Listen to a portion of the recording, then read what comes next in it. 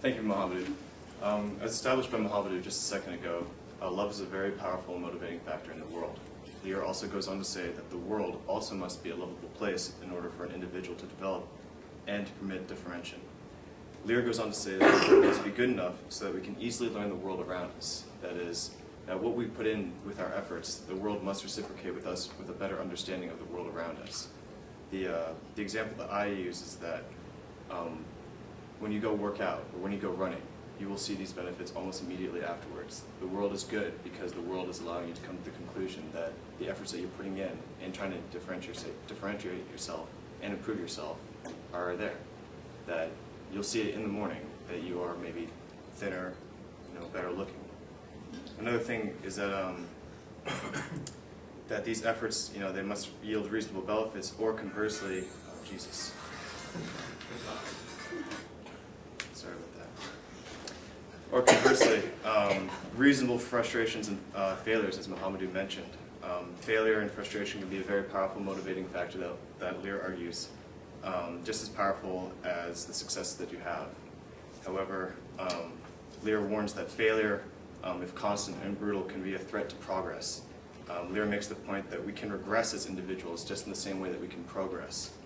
When we become no longer motivated to see the benefits that the world is giving us, like when we put in effort, then we no longer care to find out who we are, who the world is, and how we understand the world.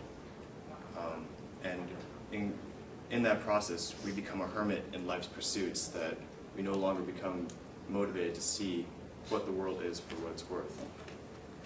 Lear goes back to comment on the nature of love, that it tends to drag us into complex unities, that at times it launches us into confusion in archaic forms of identification.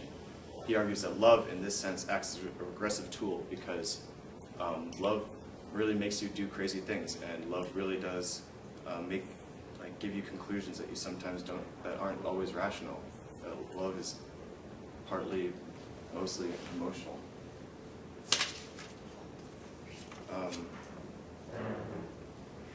And bringing this back to full circle as far as rhetoric goes, being a person who is no longer motivated to understand, differentiate, and identify themselves with the world around them can become a victim to a powerful speaker.